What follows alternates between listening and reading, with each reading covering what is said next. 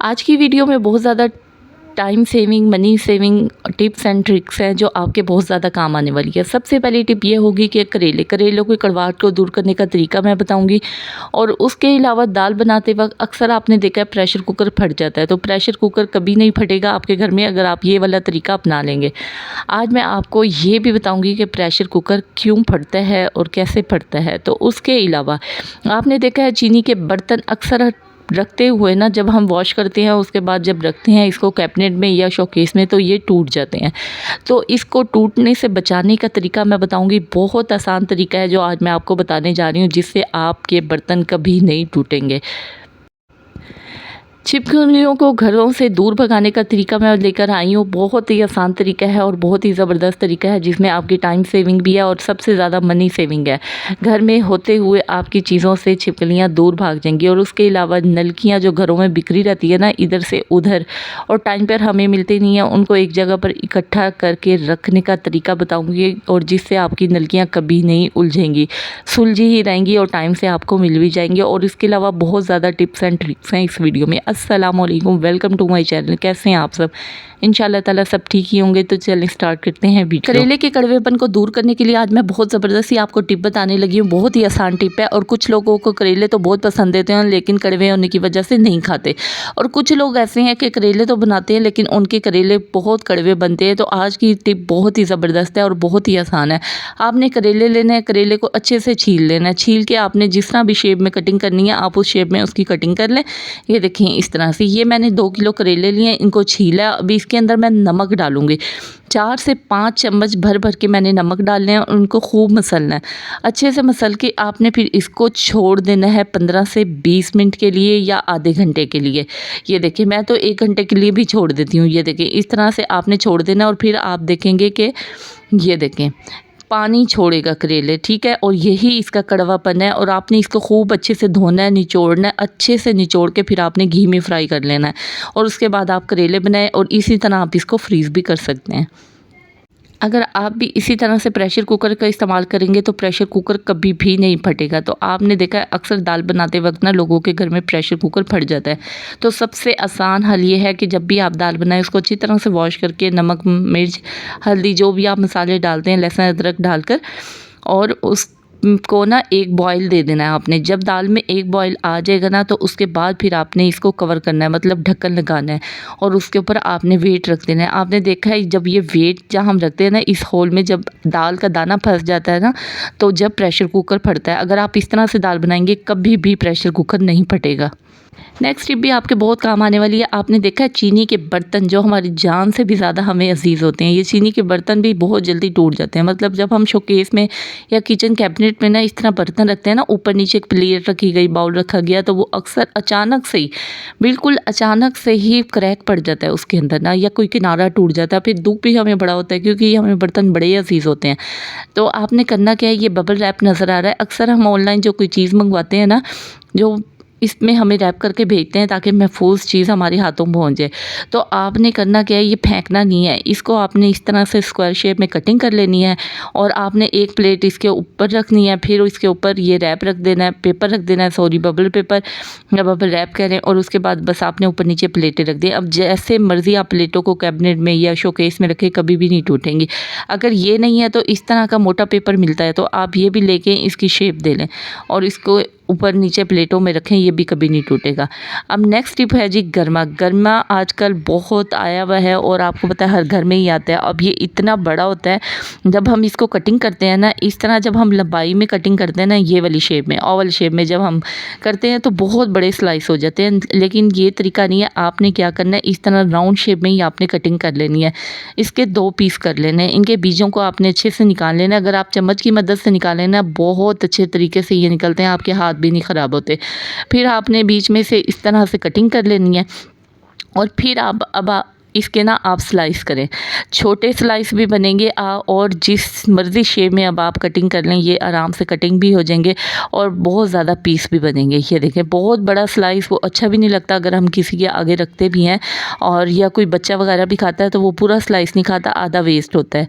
तो आपने इस तरह से कटिंग करके और ये इस शेप में आपने कटिंग कर लेनी है। ये छोटा स्लाइस भी बनेगा, रखने में भी अच्छा लगेगा और दिखने में भी बहुत अच्छा लगेगा। ये देखें इस तरह से, ये बिल्कुल वो जिस तरह हम खरबूजे के स्लाइस काटते हैं ना, ये वो शेप आ जाएगी।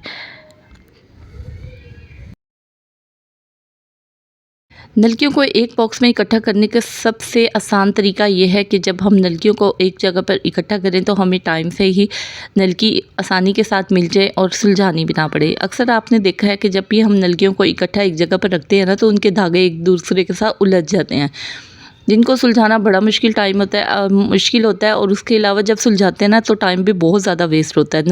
एक नलकी की हमें ज़रूरत होती है, लेकिन हमें 10-12 नलकियों को पहले सुलझाना होता है, उसके बाद वो नलकी लेनी होती है। लेकिन आज मैं आपको बहुत आसान तरीका बताऊँगी जिससे आपके टाइम सेविंग भी होगी और मनी सेविंग भी होगी। तो आपने देखा है इस तरह की ये पोनियाँ जो आपको मेरे हाथ में नज़र आ रही है ना, ये सबके घरों में मौजूद होती है। आपने इस तरह की पोनी ले लेनी है और इन नलकियों को पहले आपने सुलझाना है, मतलब धागे हैं ना जितने भी आपने लपेट लेने हैं। फिर आपने इन सब नलकियों को ना अपनी एक मुट्ठी में जितनी आपकी नलकियाँ आती है ना आप ले लें, या उससे भी ज़्यादा अगर लेना चाहें तो ले सकते हैं। उसके बाद आपने इस तरह की जो पोनी है ना आपने इसके ऊपर चढ़ा देनी है। जिस तरह हम पोनी बनाते हैं ना, सेम आपने वही तरीका करना है, ठीक है।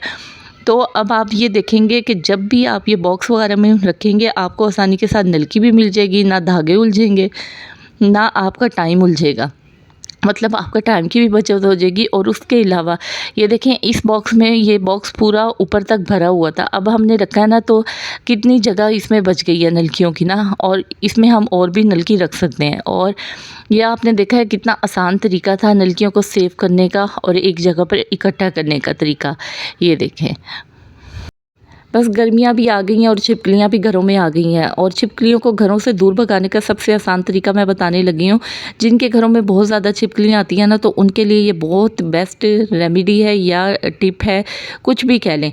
तो आपने करना क्या है, जब भी आप अंडा बनाएं ना, अंडा फ्राई करें, अंडा बॉईल करें या कुछ भी करें, इस तरह के आपने ना खाली छिलका ले लेना है। इन छिलकों को फेंकना नहीं है, या आपने संभाल के रखने हैं, आपके बहुत काम आने वाले हैं। तो आपने एक सुई धागा ले लेना है। सुई धागे की मदद से ना आपने इस तरह से सुई को अंडे के छिलके से इस तरह से गुजारना है, मतलब जिस तरह हार नहीं, हम फूलों का हार, पैसों का हार पहनते हैं गले में, आपने इसी तरह से ये हार की शेप दे लेनी है। ये देखें इस तरह से, ये अब आपको नज़र आ रहा है, आपने इस तरह से दे लेना है। अब आप कमरे में, बाथ में, किचन में, जहाँ आपको छिपकली नज़र आए ना, आप ये कील के साथ इसको हैंग भी कर सकती हैं, मतलब लटका भी सकती हैं, या कील के अंदर सिर्फ खाली अंडे के छिलके को आप इस तरह से हैंग कर दें या लटका दें। अगर आप ये इस तरह से ये तरीका अपना लेती हैं तो आपके घरों में जितनी भी छिपकलियाँ ना गायब हो जाएंगी, छिपकली दोबारा से आएगी नहीं, या उस जगह छिपकली नहीं आएगी जहाँ ये अंडे का छिलका देखेगी। तो ये बहुत आसान टिप है, ना आपके पैसे लगने वाले हैं, ना आपके घर में छिपकली आएगी। तो ये आपको टिप कैसी लगी? ये देखिए, आपके घरों में जेंट्स हैं ना, जिनके घरों में, तो उनके घर में ये बनियान भी इस तरह की बहुत ज़्यादा यूज़ होती हैं, गर्मियों में तो ख़ास तौर पे। तो जब ये ख़राब हो जाती हैं ना, तो आपने इनको फेंकना नहीं है। जिस तरह ये देखिए ये येलो हो जाती है, कोई दाग इस तरह का लग जाता है, कोई उतरने का नाम नहीं लेता, या फट जाती हैं, पुरानी बहुत ज़्यादा हो जाती हैं, तो आपने उसको फेंकना नहीं है, आपने उसको काम में लेके आना है। और आज मैं बताती हूँ आपने क्या काम में लेके आना है। आप हैरान परेशान हो जाएंगी कि हम जो बनियान जो वेस्ट कर देते थे ना, तो आज से आप वो बिल्कुल भी नहीं करेंगी, कि आपने किस तरह से इसको काम में लेके आएंगी।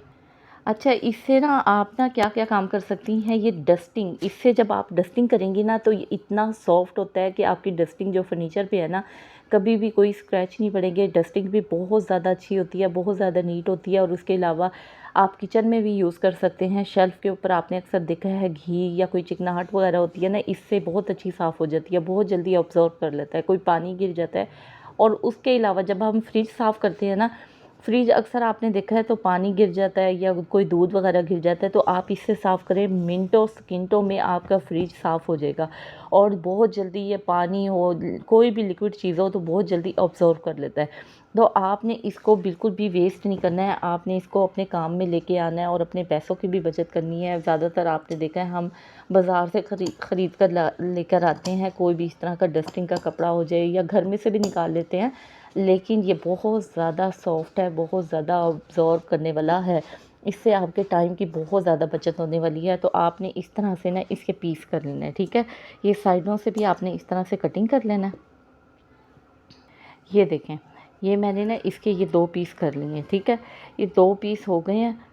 मैं तो इसी तरह बस 2 पीस करती हूँ। ये एक मैं डस्टिंग के लिए भी कर लेती हूँ या किचन की शेल्फ़ के लिए ना, ये बहुत अच्छे से सफाई करता है और बहुत, ये देखें, एकदम से इस तरह मुट्ठी में आ जाता है और उसके अलावा बहुत जल्दी ऑब्ज़र्व करता है ना लिक्विड वगैरह को। और ये एक मैं फ्रिज के लिए रख देती हूँ, जब भी मैंने फ्रिज साफ़ करना होता है ना, और डेली आप इसी से फ्रिज करें, इसको आप गीला करें, इसको अच्छी तरह निचोड़ें और अपने फ्रिज के ऊपर सारा ये अंदर बाहर से गीला कपड़ा मारें, आपका फ्रिज ऐसे चमचमाता मिलेगा और उसके अलावा साफ़ रहेगा और जितना भी उसके ऊपर मैल कुचैल जो चिकनाहट होगी वो भी ख़त्म होगी। और इसी तरह आप ये शेल्फ़ साफ़ कर लें तो आप ये कभी भी फटी पुरानी सफ़ेद जो बनियानें होती हैं ना, उनको फेंका ना करें, उनको इस तरह से आप अपने काम में लेकर आया करें।